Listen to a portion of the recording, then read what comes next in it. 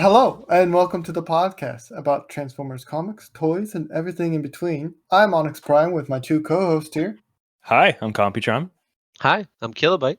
Moving on with our comic discussion today takes us to IDW Transformers Chaos Volume 7. And as always, spoiler warning, because why would you want to spoil it? So, if you haven't read it already, we highly recommend you go back, read it, then come back and listen to the podcast. Now, prepare yourselves, listeners. This may be a long one, as this is the last volume of Phase 1 of the IDW continuity, and we got lots to talk about before we can do that. I've heard from some of the Earthlings that if you click that like button on this video or subscribe, that really helps us grow, and we really appreciate that. Thank you. Now, onwards with the podcast. Both Computron and myself have read this series already, but this is Kilobyte's first time, and we are excited to hear his thoughts. But, again, before we can do that, Computron, do you mind telling us some fun facts? I guess. Yeah, so first things first, the usual. Issue number 24 was released August 24th, 2011, and issue 31 was released December 7th, 2011.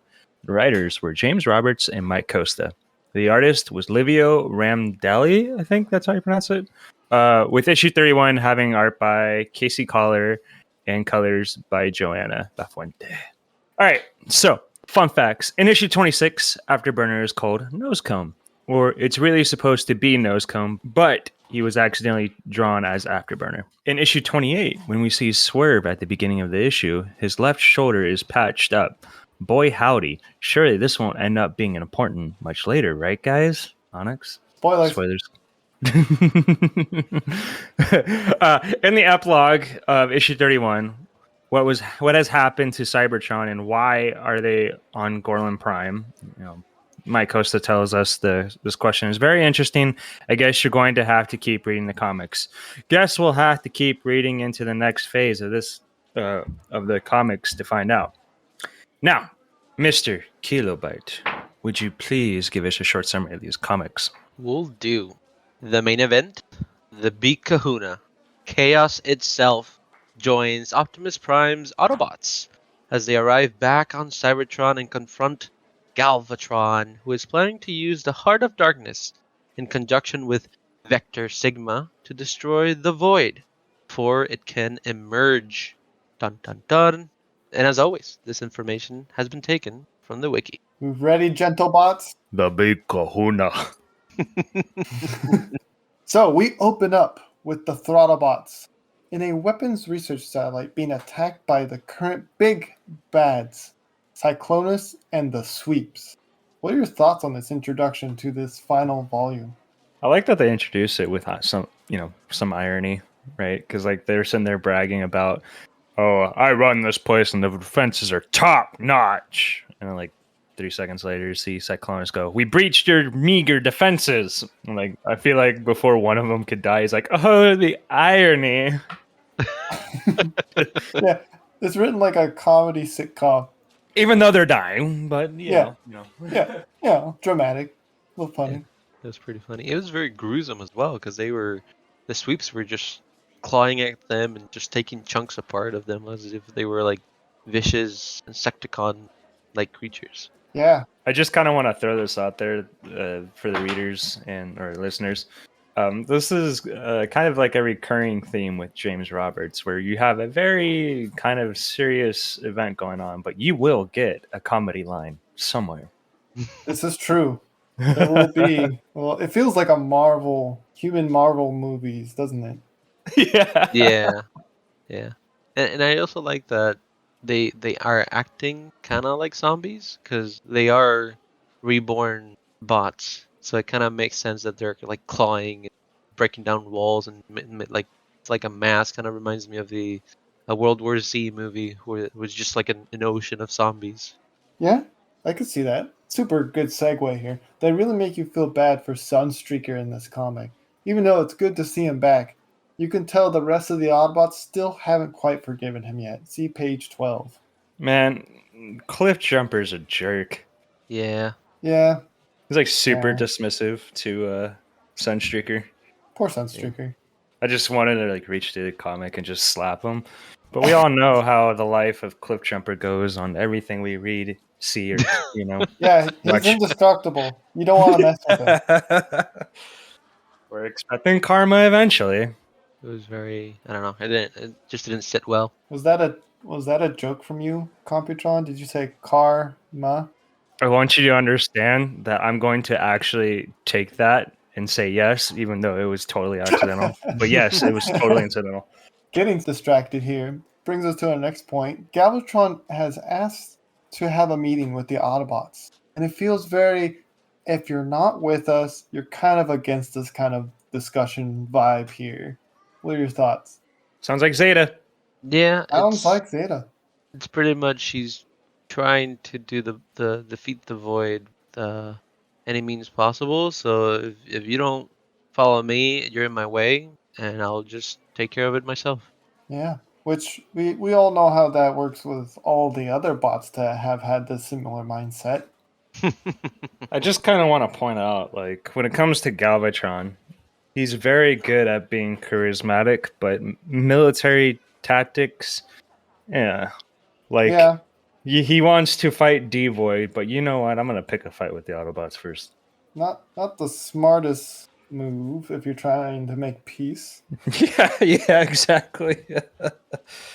That is true. He does have an army bigger than what the Autobots have. So. This is true. Yeah, but the Autobots have a secret weapon. Secret weapon. What's the secret weapon, Computron? We'll talk about it later, but it Power of friendship. the Power. Oh no. So, taking us to our next plot point, what did both of you think of the giant space satellite cannon that went off and burnt a hole into Cybertron? Specifically, what did you think it was trying to do when you first read this comic? I was actually a little bit more disappointed on how such a giant space satellite cannon literally had, I quote, meager defenses. Right? I was You just like, think- wait, really? They easily took this thing and this thing just decided to blast a hole in Cybertron? Like, are you okay? Yeah, Sure. you think something of like mass destruction would have better security or a better off switch? Yeah. Or more security personnel on board, because they said that they were all scientists. So Right. it's like, well, I you mean, know, but they're the scientists that are there to make sure this Death Star laser cannon thing destroys planets, I'd assume. Yeah, did they ever say what the research center was for, except for a research center? Plot convenience center, sorry. I think it was like a last line of defense or whatever. They needed it, really. Anyway, back to what I originally thought. I was thinking they were aiming at the Autobots at first. Like, I'm like, oh, okay, they're just gonna fly back and say, screw this. We don't need to lose people. We're just gonna blow the Autobots with the space cannon. And they do frame it that way, right? Because they're like, oh no, it's shot next to Optimus Prime. He must be dead. And then he's on the comm mirror panels later. It's like, no, it didn't hit us. I thought it was just making like digging to get to another portal that was in Cybertron, kind of like the Ah. ones we see in the Heart of Darkness. Right. Very plot driven here. So, speaking of this giant cannon, Computron, your boy Technobot here, or Afterburner, or whatever his name is supposed to be in this comic. It doesn't matter. He's dead. The last of the Computron bots. It doesn't matter. Your poor son. Your poor son. This is the same time like they decide to like, mind you, my Technobots go out in a blaze of glory. They Because always do. whatever Rodimus was planning was very much not a good idea. Yeah, he was gonna blow up one way or another. We're gonna take this out. With what weapon? I'm gonna ram it. Okay. Okay, man, you do you. Hey, wait a minute. Rodimus has used that move before. Yeah. That is true. I think he learned it from Optimus, because Optimus is always ramming people. This is true, but this Rodimus is using a spaceship usually, most of the time. Oh, yeah. Which is what he did in in the Revenge of the Decepticons. Yes. Yep. Indiana Jones in it. So taking us to our next plot point, which is a big one and probably one of my favorite scenes. Megatron escapes from the confinement of Omega Supreme, and he gets an upgrade, a bit of an upgrade, one that I would really enjoy a toy of. I'm looking at you, third parties. What's your guys' thoughts? I'll let Computer go first. So yeah, he has a space bridge in his chest, That's not all he gets. but he has a lot of laser swords, lots of laser swords, and a big old laser cannon from said chest as well. It almost makes you wonder why they didn't rebuild him back like that. It's like, this isn't my final form. When I saw it, it kind of reminded me of Seda Prime, because Seda was very bulky, very big, and he had a lot of spikes. So I feel like he looks way massive and kind of looks like a little bit, not as close, but very similar to Seda in its own way. So in my mind, I was like, you've become what you've hated in a way, because you're now almost looking at as him. Yeah, I could kind of see that. He's kind of got the same kind of faceplate going on. He's taken it in a whole nother direction, I feel, because he uses more swords. But I guess he does have a giant cannon, like Yeah. Zeta used. Yeah. I don't know. It looks cool, but I feel like the stealth bomber looked a little bit better. This one looks this one also looks like very Michael Bay-ish with the Fallens from that movie, because Yeah, they didn't have, it didn't look like metal plating. It just looked like spikes and weird materials on them. So it kind of looks like that as well. yeah, it did feel like the G1 Megatron guns morphed, and you couldn't really tell his armor was from that. They just kind of shaped into whatever cool style they turned out to be, rather than, identifiable gun bits. Yeah. Just it looks a lot like rocks on his body, which you know I make it like too it. metal. Well, it looks cool. It's just I Hmm. don't know. I feel like No, the no, I see you. smaller one. So this is the coolest Megatron, and I disagree completely with Kilobyte. This is the coolest Megatron to ever exist. Shame on you. I'm just kidding. It's okay. It's okay. No, Kilobyte, it's fine. do you want to take us to our next plot point? Just before all hope is lost, the Decepticons show up and also start attacking, bringing along a dead Scrapper and combining into Devastator with a dead Foot. Yes, the dead foot is to represent the dead scrapper, right? Yeah, I'm like, at that point, if somebody's down, just don't combine because it's more of a weakness. You may be a massive bot, but you still, if you can't move, you're just a big target. Yeah, and that can be pretty scary. And because of that, we have some things with Brainstorm and Chrome Dome, which is a pretty fun interaction. Yeah. Okay. With Brainstorm in Chrome Dome, they're like in a escape shuttle. They're trapped inside and they're talking to each other, and there's some flashing lights in front of them.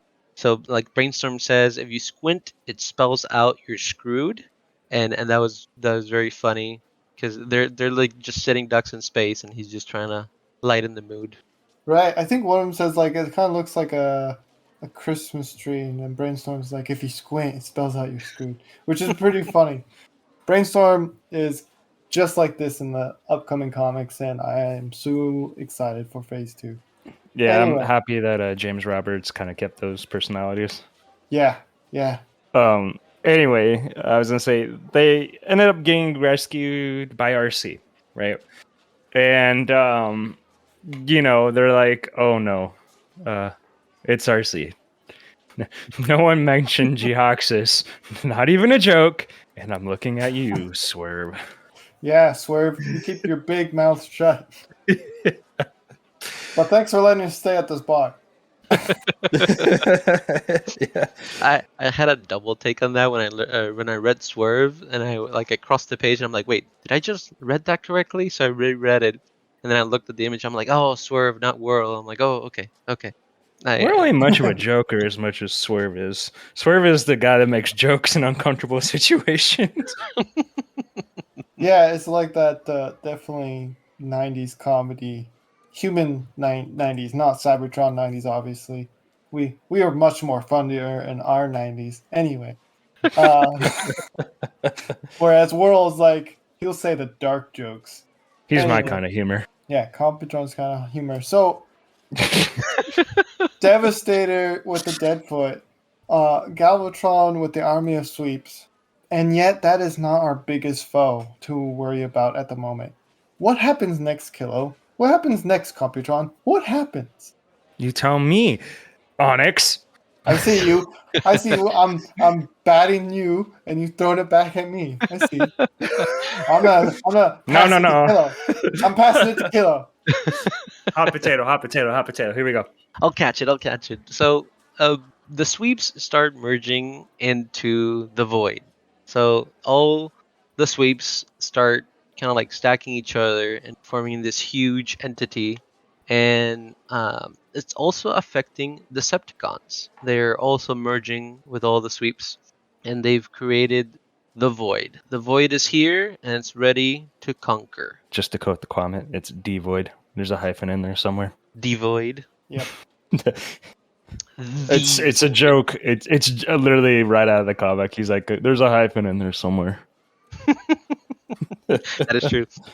But standing in front of the void is a single bot. And that single bot is Megatron. Our savior. Yeah, so the void is like mind controlling anyone who is a Decepticon or in Drift's case used to be a Decepticon, and you kind of see like hints to it before the combination happens because they start speaking binary. And Yes. I'm not sure. I didn't do translation, but maybe we'll throw something out on the YouTube what that translates to, if it translates. There were to some of them anything. that kind of didn't make any sense. I don't know. I was curious, and some of them didn't make any sense. But Okay, we'll throw that up there. And it's interesting. Like Megatron's the only one that can truly resist it, and that shows you just how powerful he is. Because like all of the other ones, including Soundwave, is dragged into this giant Decepticon Devoid combiner. Which I like the design because it looks like a bunch of bats. Kind of, I don't know, like I've seen kind of like scary games and different enemies in video games from human culture where it's like a swarm of creatures and they give it like a form, and but Mhm. you can still see it swarming, and that's how exactly how the void looks, and it looks very unsettling but cool at the same time. Yeah, I could see that.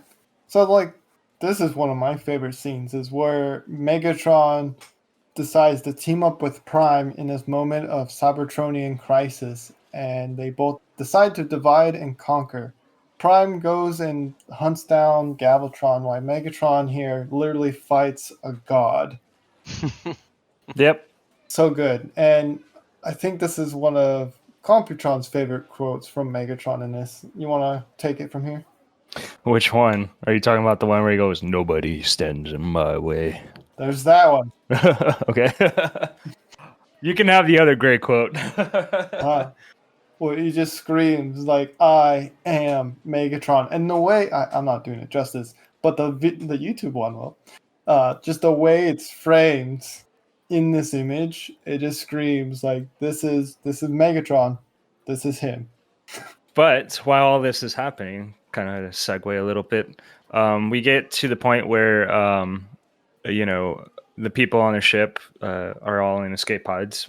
By ship, I mean Brainstorm and Chrome Dome. Chrome Dome and all that. While this is all happening, is on the ship, Brainstorm and Chrome Dome and everybody that got rescued by RC kind of go into escape pods. And where do they point the escape pods? They're like, "We don't have any landing." And she's just like, RC is just like, "Point the ship at the planet and hit the gas." It's like, okay. That was very funny. Yeah, there's a lot of good stuff in this. Yeah, if you don't have your GPS, just point it where you want to go and hit the gas. Yeah, We'll worry about the landing later. So, oh snap! We finally get to this part of the plot point where Galvatron faces Optimus Prime, but it's too late. He's already released the Heart of Darkness into the planet's core. We lost, guys. What will happen next? What will the Autobots do to protect it? We're gone. We're all disintegrating. And this is why we said this is the last comic of the series, because this is it. Bye, everybody. Hope you enjoyed the podcast. Remember to follow.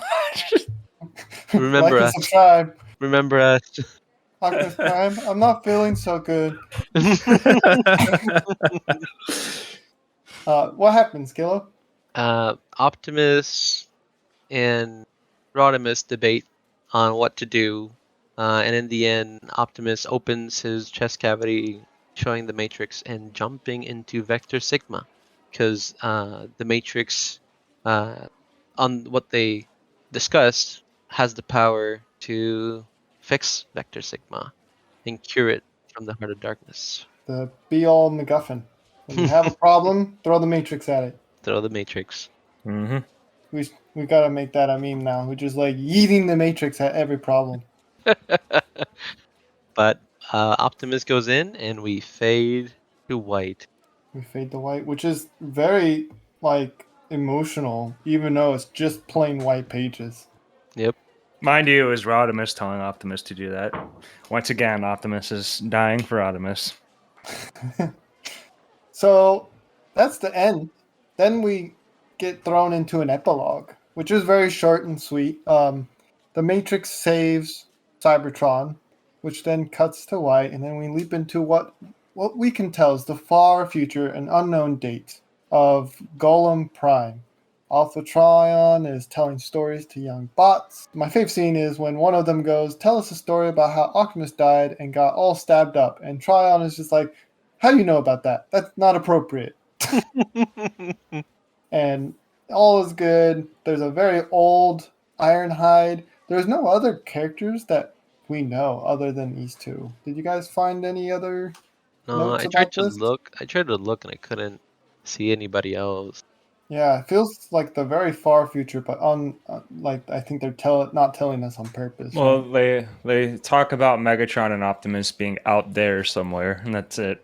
Yeah. Yeah. Well, that's I think that it wasn't that I like Ironhide's theory at the end Yeah. once he talks to. Okay, so a little bit of context. There's a celebration about how Cybertron was saved, and so they always have Ironhide be the guest of honor since he was there, and he, tell everybody what happened. And at the end, he's like, "I'm tired of this. I don't want to be here. It just brings bad memories." And so he just talks with Alpha Trion and says, like, "I feel like they're still out there, and everybody's also scared that Megatron will come back." And so they asked Ironhide if he'll protect them. He's like, "Of course, I am Ironhide, of course." So it was very touching, but kind of interested to see what happens next. Yeah. Any other thoughts from you, Computron? I don't want to say any spoilers because we've already read this, but this is a very bittersweet moment. Yeah. I like the logo the three bots have. Yeah. It looks like it has like headphones, and I don't know, kind of reminds me of a blaster for some reason. Oh. I do like there's one alt mode for one of them that looks a lot of the I think it was Silverbolt in the Transformers War for Cybertron video game that has that alt mode, which Oh, I don't man. know if it's a nod or not, but it kind of looks very cool. And I like the little car one, it's like a little Yeah. kid's Very toy. adorable little bots. Yeah. All right. So Rod Star rating, I'm gonna come out right on the bat here and give this one a 5. I'm not gonna Mm. do this often, just so you know, but this is gonna be my first 5, and will it be my only 5? Well, guess you'll have to keep on listening to find out. What about you, Computron? I'm gonna come out of the bed and give it. Okay, so I'm gonna give it a 5, but I'm gonna put an asterisk on this one because don't get me wrong, there are some absolutely gorgeous scenes that were done by the artist, but there are also some very hard to see, squinty scenes where you're like, I can't really see what's going on, kind of thing. Yeah. But other than that, this 5 all the way. Okay, well, looks like I'm gonna be the different one today. Oh, But I Get out. agree with Computron with the pictures that were hard to see. And for it to be the ending of Phase 1, I thought it would be more impacting, at least story-wise. I feel like it was a lot of exposition and not a lot of real. Like, there's emotional scenes, but I was expecting a little bit more. So, I But mean, you don't want Optimus to die? What's wrong with you? no, Optimus will always die, and he'll always come back. And if he doesn't, well, let's see what happens with that. But it's just, it wasn't as emotional as I thought it was going to be, and it wasn't as impactful as I thought it would be. Because they were leading up to the Void and the whole Void coming and destroy Cybertron, and the whole conflict between Galvatron and the Autobots, and then the Decepticon appears, but then they all get brain controlled and they become the Void. It's just, I don't know. Didn't really resonate with me. So it's not a bad story, but for me, it's not the best story. So I'm gonna have to give it a 3. oh, harsh! Holy scrap! What? Who are you, and what have you done with Kilobyte? I, I don't know. I don't know if it was just when we were discussing it, I just got hyped and it wasn't what I was expecting. But like I wanted to give it an in between, but it's not below a 3, but I don't feel like it's above a 3. So it's just a 3. Harsh, We need to harsh. stop talking to Kilo about stuff because it's dropping the score. We're adding a Apparently. bias. We apparently added a bias to the score. Goodness gracious! All right. Well, that's our rating. But you, the listeners, what would you rate this comic? Let us know in the comments below. Can we just get a boatload of 5s and then one of you guys down there say Kilobot's wrong? Thank you. Yeah, let us know. Is Kilobyte wrong or is he justified? Let us know in the comments. All right, moving on. We're now done with Volume 7 Chaos. We're going to talk about Phase 1 as a whole. All of everything we just talked about in the last few months, episodes, all of it. We're going to talk about our likes, our dislikes, our favorite comics, our favorite scenes, our least favorite scenes, etc., as a whole of Phase 1. Are you guys ready for this? I'm I ready. guess. All right, let's start off with our favorite comics because I want to get that out in the open. I think of Phase 1, there's a lot here to enjoy. There's some really good hitters. Megatron's Origins, the Autocracy Trilogy, Last Stand of the Wreckers, obviously, and the finale here. My opinion, obviously, not Kilo's. But the finale here. I see how it's gonna be now. Those are my favorite of the entire series. What's your thoughts? What's your favorite comics? We'll talk about those ones, and then we'll dive into favorite scenes. Number one for me is probably always, at least for this series or Phase 1, is always going to be All Hail Megatron. Oh, well, that's another good one. Yeah, that one's always going to be my number one for this phase. And then the second below that, it's definitely going to be Megatron Origins, and then after that would be Chaos. Yeah, Kilobyte. I really liked Origins. It gave me more of a backstory for Megatron, and kind of made me like the character more. Because I grew up and it was like he's the bad guy, so I just didn't really care for him. So it made me really like him more. Last Son of the Records was a very fun one, a very good one. I learned more of how gruesome the world of Transformers is. So I also very enjoyed that one. I think those have to be. Other ones are kind of like I like them because I learned more of characters, but not necessarily like the whole story was like the best. Yeah, you like the So character lore, right? yeah, I like meeting new characters and learning more about them, and then seeing them and like seeing back all the favorites that I've enjoyed since I was little. So that's why they might be the best ones. But overall, I think those two would be my top two. So we're gonna flip back and forth here. So least favorite comics. So I have only two. I think are my least favorite in Phase 1, and unfortunately, they both have the word hearts in them, which is not very heartful. Is Hearts of Steel and Heart of Hard, Darkness. hard. Both of which I can blame on like the art just not jiving with me, the story not jiving with me. The Heart of Darkness, interesting concept. I do think it could be good. Now, was it executed well? Eh. That Hearts of Steel just feels it doesn't really pull me in. Like the story's not engaging in a way. It feels very human American fairy tale with Transformers thrown in there. That's it for me. Computron, how about you? Yeah, Heart of Darkness is the worst one for me. um, I actually didn't really care for well, Heart of Darkness and Heart of Steel. Those are my top two, and then after that would be the Infiltration trilogy. I think that's what it is. Oh, okay. Yeah. The Michael Bay bots. Yeah, those. Gosh, I it's those, and then they did it again. There's a lot of times in these comics where we'll see Michael Bay bots, and or what was it? Was it Chaos Police where they did that split lip thing, and it just drove me up the wall. Yeah, I remember that. We had to repolish that wall. Yeah. I just it will definitely be like Heart of Darkness number one, Heart of Steel number two, and I guess the Infiltration trilogy. Kilo? Well, I can agree with everybody that Heart of Darkness, uh, one of my least favorite. Like again, like just like Onyx said, the story was interesting. It's just like the execution wasn't there, and it was kind of like a jumble mess with all the images and all the art just itself just didn't really make it work. And not necessarily that I hate, like I didn't dislike anything else. There might be here and there are some that might not be. Again, probably the art wasn't the best of it, but I think the worst one is the Heart of Darkness for me.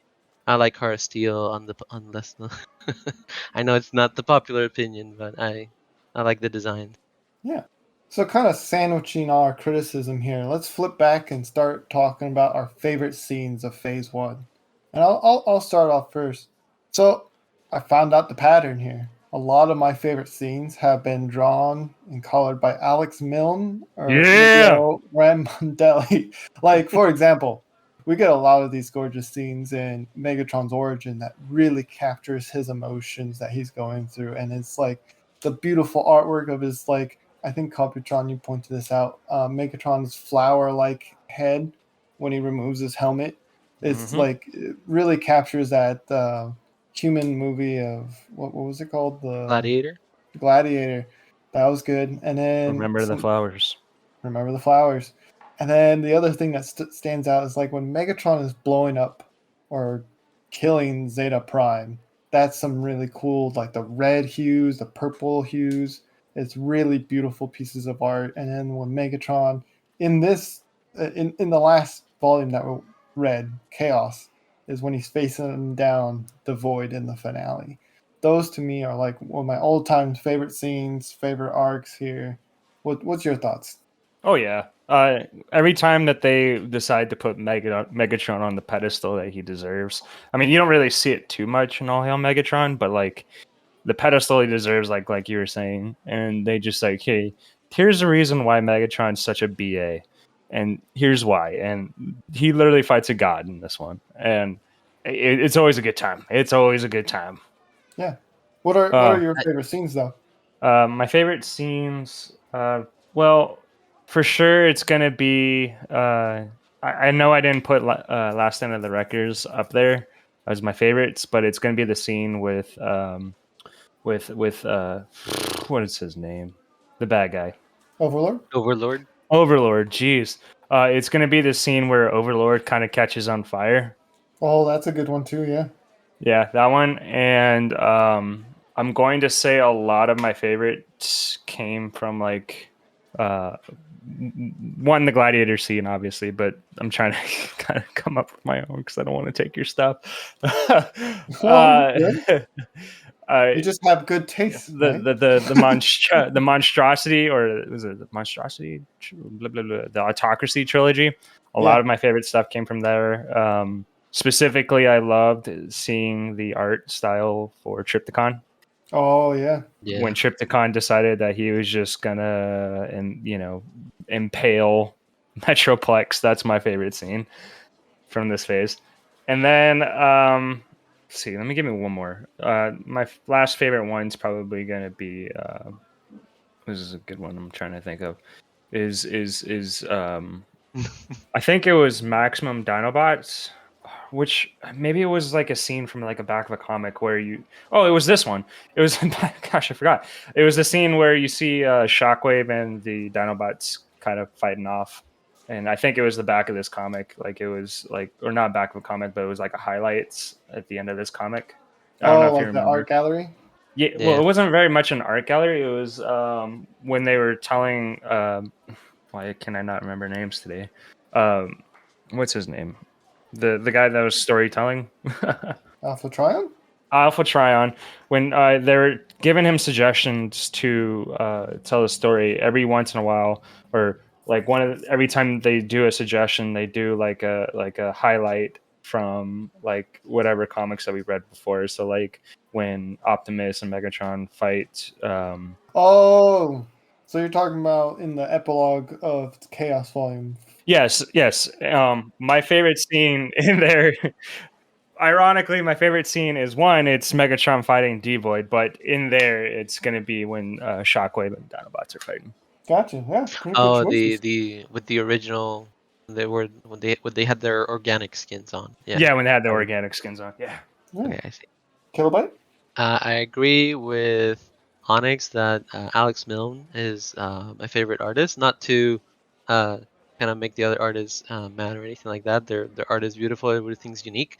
I just feel like Alex Milne's art is very vibrant, and the designs for the characters themselves are very smooth and very uh, expressive.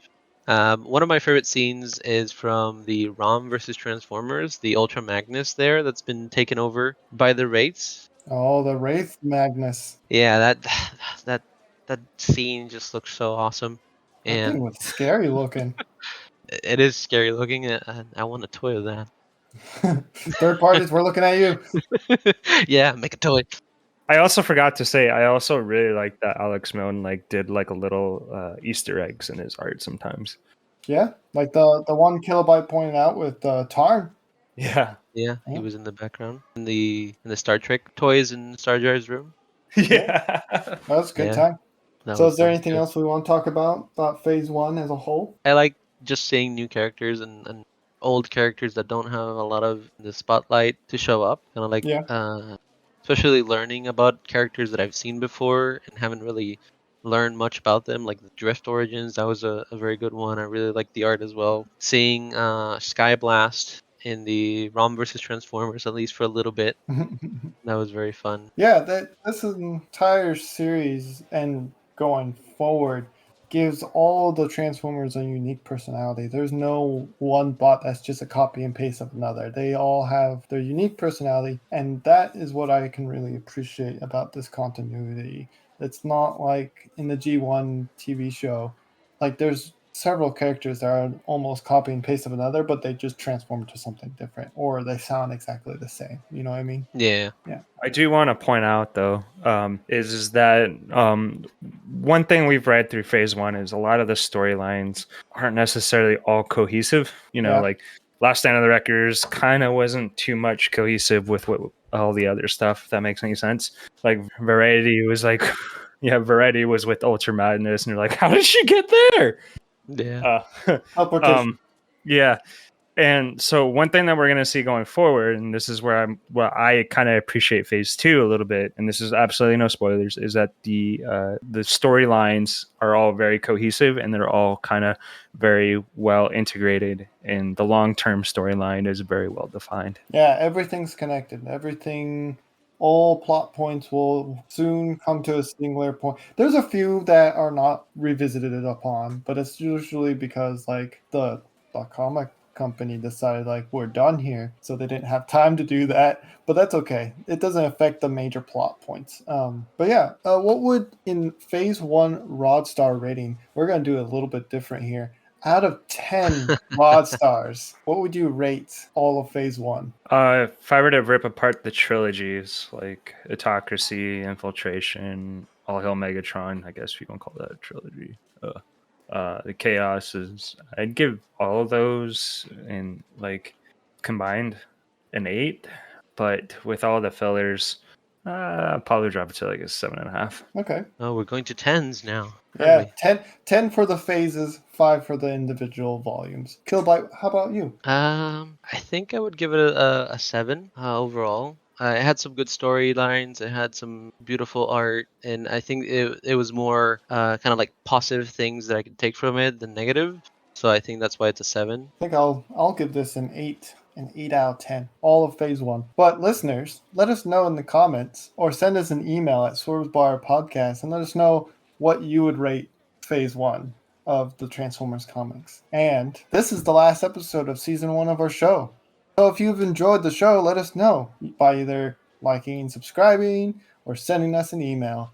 But we'll be back with Season 2, continuing our journey into IDW 2009 Phase 2 of the story. What will happen next? Killbyte, do you have any theories at this point of what you think is going to happen next going forward? I don't know what the next big bad thing could be, but based on what happened at the end of Chaos, I can assume it's gonna be like a new prosperity for Cybertron. Hopefully, the bots that are still there that remember the war are gonna make a difference, and the whole Autobot and Decepticon side has been kind of like nullified, and we could see a united Cybertron.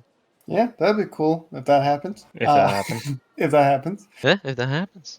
So, are you two ready for Transformers Death of Optimus Prime and More Than Meets the Eye Volume 1 for our next read? I'm ready. Yep.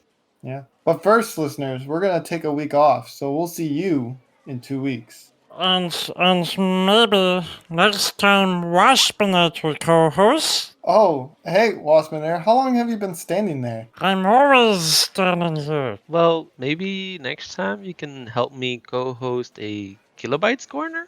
Oh, really? Oh, joy, kids, wait. Yeah. Anyways, Okay, I get it. I get it. Continuing on.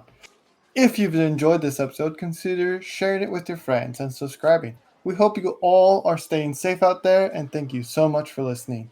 Till all are one. till all are one. Till all are one. Till all are one. Follow us on Facebook and Instagram at Swerves Bar Podcast.